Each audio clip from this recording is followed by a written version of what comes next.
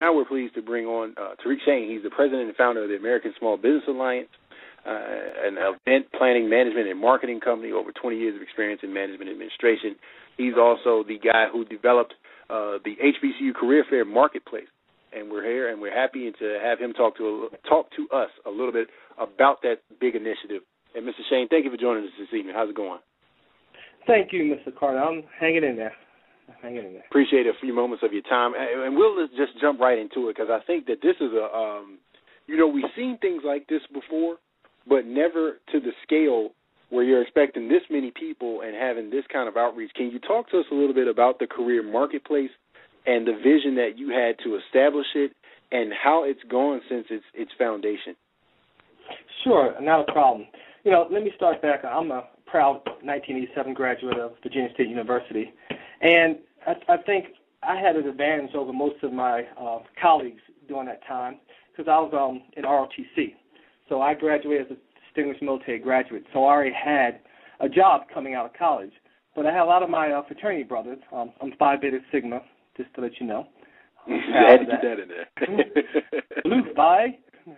But a lot of my fraternity brothers, a lot of my friends and colleagues, they had great GPAs, very smart young men, but they didn't have the visibility from the major corporations. And I've always told myself I've always wanted to be a businessman, so I said, let me go in the military. I served 6 years, United States Army Intelligence Corps, and I got out as a captain.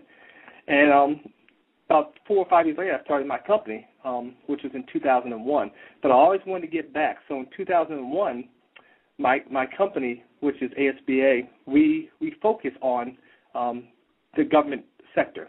We plan conferences large and small across the country for all the federal agencies. So I've always said, I want to give back and I want to have an educational forum. So in 2001, I started out basically going door to door.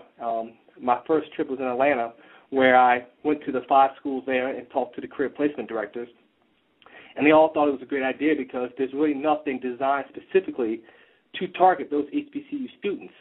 And most of the career placement directors that I talked to in person and on the phone, they had the one common issue. They were saying the students, they weren't dressed properly, using the slang, and didn't really know what to expect outside of school. So, I started my 3-year journey. It took me 3 years to really start my first conference, which was in Atlanta, Georgia. And I said I wanted to get back, so I wanted to provide a forum where they can come.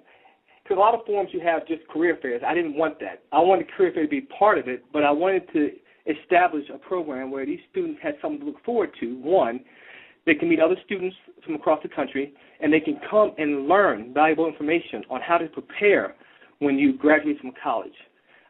My Career Development Marketplace is broken down into 3 sections, basically.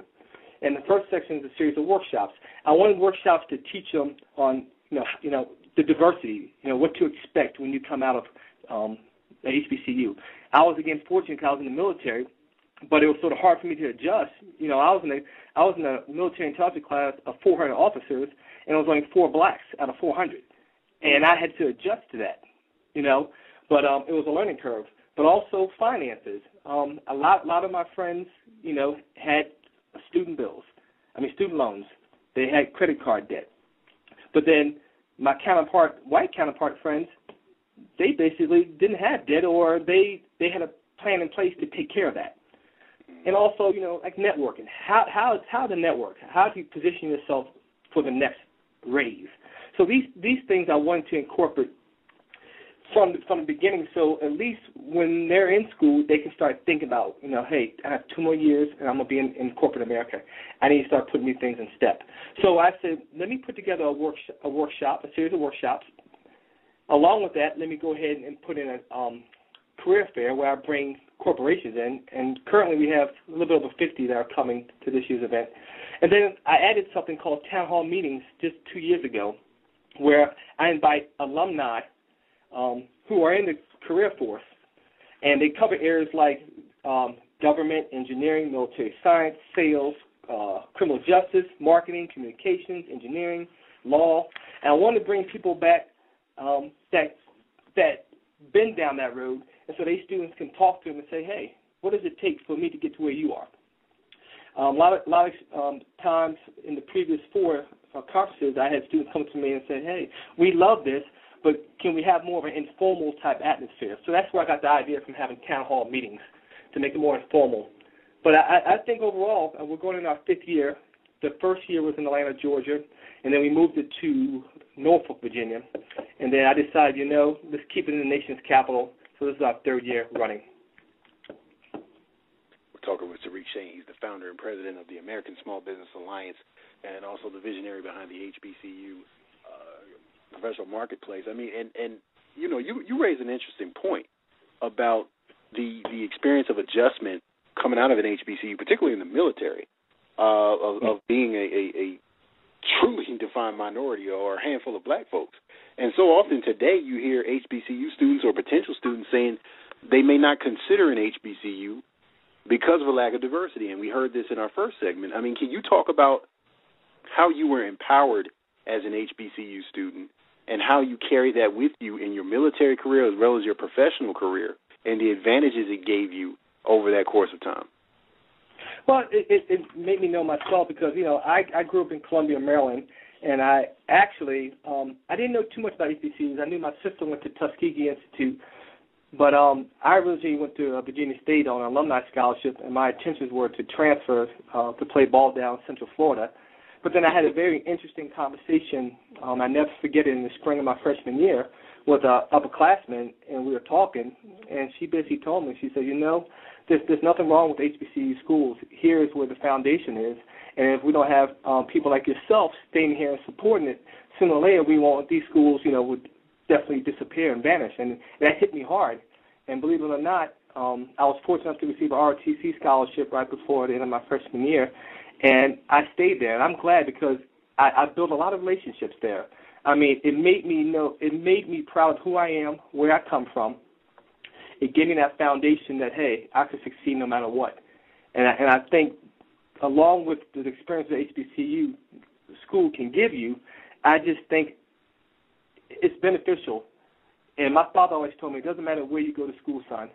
It's what you do when you go to that school that makes a difference. And I can honestly say that if I had to do it all over again, I would still go to HBCU school because I've had so many good experiences from there. You talked about your experience in the levels that you work with HBCU graduates and seniors coming out and getting prepared for the professional world and management and leadership positions. Have you found, and we know that one of the untold stories of HBCU experience and education is that a lot of times these graduates come out and they are ready to compete with counterparts from Ivy League institutions and institutions around the world. How do you think, or why do you think, that story continues to go untold, but yet corporate entities know that if you want qualified black folks, you better find yourself at an HBCU soon? That's a good question because, I can give you an example. My sales department, we're constantly talking to corporations about HBCU, and I'm sort of dumbfounded because a lot of the same responses are they had no idea how to get in touch or get in contact with these schools. And it's just mind-boggling at that notion that they don't know. I think a lot of these corporations, I think there's so many diversity conferences out there. I'm not going to say it's saturated, but I wanted to focus on HBCU because we need the help. Now there's some schools in HBCU that stand out, and we know who they are, and they do very well. But it's those smaller schools that we need to touch, And I just think we have to focus on that. And I don't know. That's a tough question, Jarrett. I don't know how we can pinpoint that. We're talking with Tariq Shane. He's the president and founder of the American Small Business Alliance and the visionary behind the HBCU Career Marketplace, which takes place in the Washington metropolitan area. And you've been going on 5 years with this initiative, and there really is, very few things out there that are like it and operate at the level it's operating at.